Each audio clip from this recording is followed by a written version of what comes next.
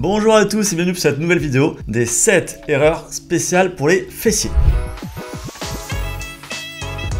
Avant tout, on va quand même rappeler que les fessiers sont censés être parmi les muscles les plus puissants et les plus volumineux du corps humain. Ils sont donc indispensables à la performance, mais aussi à la bonne santé de toute la chaîne postérieure. Donc travailler suffisamment les fessiers n'a pas qu'un intérêt esthétique, ça a aussi un intérêt santé et performance. Là, je fais une vidéo globale sur plusieurs exercices de fessiers. N'hésitez pas à me dire en commentaire si vous voulez que j'en fasse une spécifique sur le hip thrust, qui est quand même clairement le roi des exos de fessiers en ce moment. Et surtout, vous le savez, si la vidéo vous plaît, vous n'hésitez pas à liker, partager, commenter, parce que c'est vous qui faites la chaîne. Pensez aussi à vous abonner, activer les notifications, la petite cloche pour rater mes futures vidéos. Et si vous cherchez les meilleurs compléments alimentaires fabriqués en France qu'on a développé avec toute mon équipe, Aki Lab Nutrition, on est là pour vous aider. Si vous savez pas comment gérer votre programme prise de masse ou de sèche, nos coaching fitzone.net, on est là aussi. Allez, c'est parti, erreur numéro 1. Je sais pas si vous allez la trouver celle-là.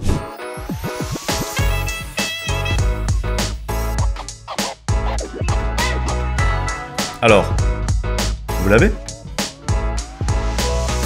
En vrai, elle est pas si simple. Là, vous voyez, en fait, j'ai pas commencé. Pourtant, j'ai déjà une erreur. C'est tout simplement d'attaquer la séance directement par de l'isolation. C'est la même erreur pour à peu près tous les muscles. Parce que dans la majorité des cas, on va plutôt conseiller de faire l'isolation à la fin de la séance. On fait d'abord 1 à 2 exercices de base et ensuite, seulement si on a le temps et si on en ressent le besoin, on rajoute 1 à 2 exercices d'isolation. Parce que les exercices de base, c'est vraiment eux qui vont construire la masse des fessiers. Allez, erreur numéro 2, elle est un peu plus subtile celle-là.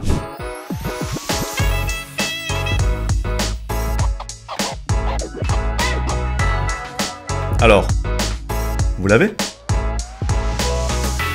Là, l'erreur, en fait, elle est dangereuse, déjà pour le dos. C'est de trop se pencher en avant pour justement vouloir accentuer le travail des fessiers lors des squats. Alors oui, ça fonctionne, mais ça rend quand même l'exercice trop dangereux, d'autant plus que le squat, déjà de base, va beaucoup travailler les fessiers. Donc il n'y a pas vraiment de plus-value à le rendre plus dangereux pour accentuer un tout petit peu son effet. Donc conservez du squat normal avec le buste le plus droit possible pour minimiser les risques sur la colonne. Allez, erreur numéro 3. Là, on passe au travail des abducteurs qui sont un ensemble de muscles des fessiers. Leur objectif, il est tout simple. C'est écarter les jambes.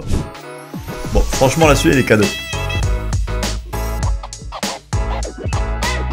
Alors, vous l'avez ?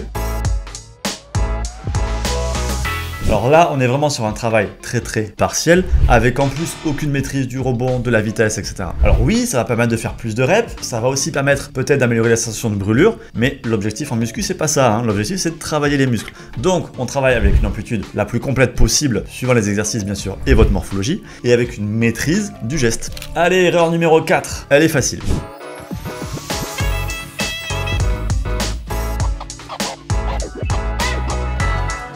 Alors, vous l'avez ?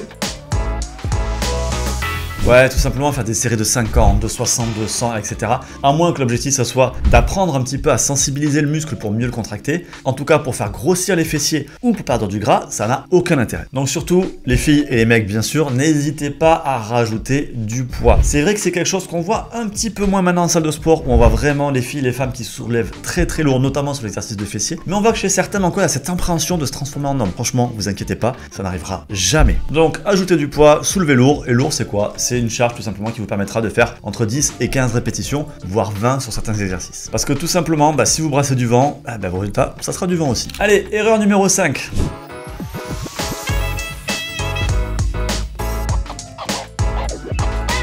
Alors, vous l'avez ?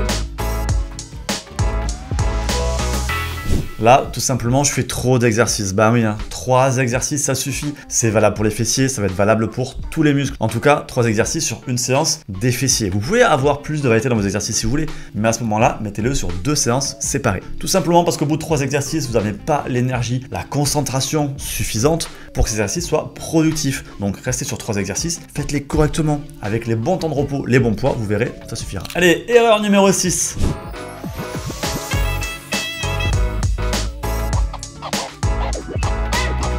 Alors, vous l'avez ? Bon, franchement, je pense qu'on vous l'a montré d'assez près quand même. Et oui, quand on fait un vrai exo de base avec des charges, etc., 30 secondes de repos, en tout cas, si on cherche à développer le volume de ses fessiers, tout simplement, c'est pas assez. Il faut du temps pour récupérer, donc quand on fait un gros exo, visez au moins 1 minute 30 à 2 minutes. Pour l'exercice d'isolation, vous pouvez mettre un peu moins, par exemple 1 minute à 1 minute 30. Et si vraiment vous travaillez très lourd, vous pouvez prendre 2 minutes 30 à 3 minutes. Et ne croyez pas que prendre moins de temps de repos, ça va brûler plus de calories, au contraire, parce qu'en fait, ça vous obligera à diminuer vos performances et donc l'effort physique sera moindre. Erreur numéro 7 et dernière. Alors là, je peux pas vraiment vous montrer une erreur en tant que telle, donc je vous donne directement la réponse. La réponse en fait c'est tout simplement qu'il vous faut choisir votre objectif. Je vais pas vous dire de ne pas faire de cardio pendant la prise de masse, pendant la prise de muscle. Simplement, si votre objectif c'est de faire une prise de muscle, concentrez-vous sur ça. N'essayez pas de viser deux objectifs contradictoires en même temps. D'un côté prendre du muscle, de l'autre perdre du gras. Ce sont deux objectifs qui s'opposent. Donc définissez bien votre objectif prioritaire, comme ça vous pourrez orienter correctement votre entraînement et votre nutrition. Parce que clairement, si vous faites une sèche, le gain de masse musculaire au niveau des fessiers sera vraiment moindre, voire même vous en prendrez pas du tout. Et ben voilà, bon fessier à tous.